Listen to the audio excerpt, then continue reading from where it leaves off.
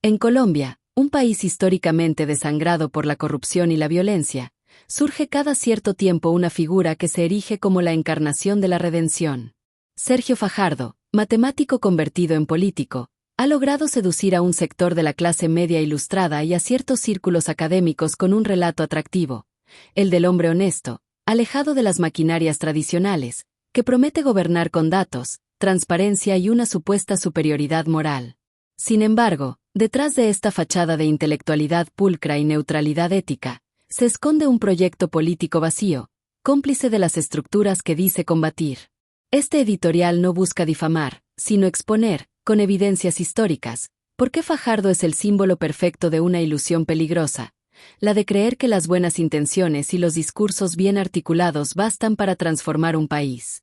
Fajardo ha construido su marca política alrededor de dos pilares: su formación académica y su estilo informal, camisas arremangadas, ausencia de escoltas, lenguaje coloquial. Esta imagen, cuidadosamente diseñada, lo presenta como el antipolítico, el profesor que desprecia el poder, pero lo busca con fervor.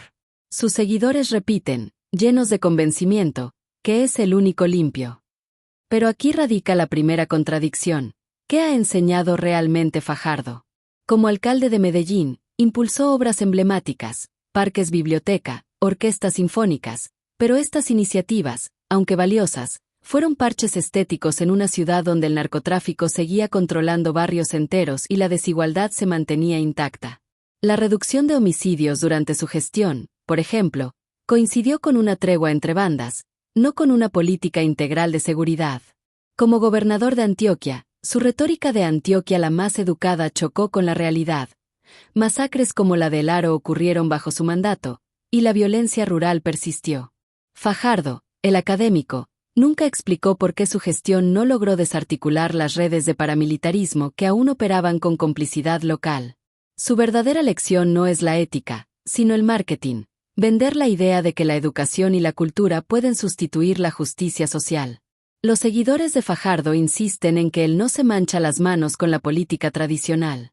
La realidad es más sórdida.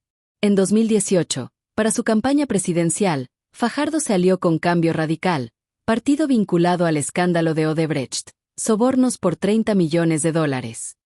Aunque criticó la corrupción, nunca rompió públicamente con esta coalición.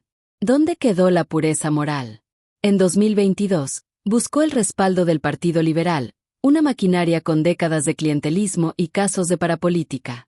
Sus acólitos argumentan que hay que dialogar con todos, pero la pregunta incómoda es, ¿por qué los limpios solo negocian con los sucios?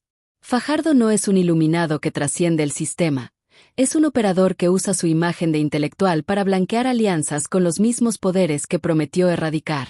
Su supuesta neutralidad es, en el fondo, una estrategia para no asumir costos políticos. El centrismo de Fajardo no es una postura ideológica, sino un vacío calculado. Ejemplos clave. Proceso de paz con las FARC en 2016. Criticó los acuerdos por imperfectos, alineándose tácitamente con la derecha uribista que buscaba hundirlos. Sin embargo, años después, buscó el apoyo de sectores progresistas afirmando que siempre creyó en la paz. Principio su oportunismo. Paro Nacional de 2021. Mientras jóvenes eran asesinados y el gobierno de Duque reprimía protestas, Fajardo optó por un discurso tibio, llamando al diálogo sin denunciar la violencia estatal. Sus seguidores celebraron su mesura, pero las víctimas esperaban solidaridad, no neutralidad. Esta ambigüedad no es sabiduría, sino cobardía. Fajardo elude tomar partido para no perder votos, convirtiéndose en un líder sin brújula. Fajardo presume de su método, lo hacemos todos. Pero en la práctica, su tecnocracia ha sido inútil para resolver problemas estructurales. En Medellín, tras su alcaldía, la ciudad volvió a escalar en rankings de desigualdad. Los parques biblioteca, aunque bonitos, no generaron empleo digno ni redujeron la brecha educativa. En Antioquia, su plan de desarrollo ignoró a las comunidades rurales. Hoy, el departamento sigue siendo epicentro de desplazamiento forzado y minería ilegal. El problema no es la falta de ideas, sino la desconexión con la realidad. Fajardo gobierna para las estadísticas, no para las personas.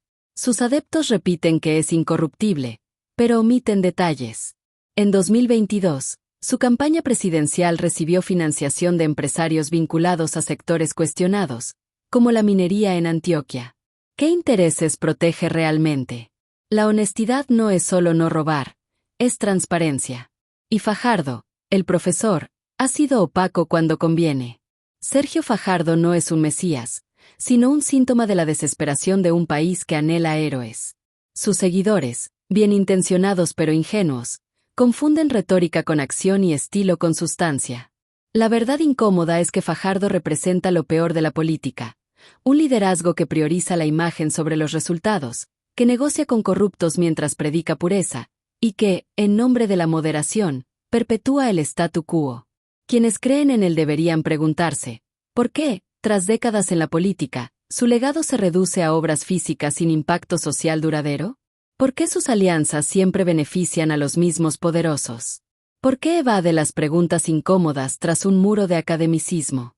La respuesta es clara: Fajardo no es la solución, sino parte del engranaje que mantiene a Colombia atrapada entre la violencia y la desigualdad. Es hora de dejar de venerar espejismos y exigir líderes que, más que hablar de ética, la practiquen sin ambajes. La fe en los mesías intelectualoides solo prolonga el ciclo de desilusión.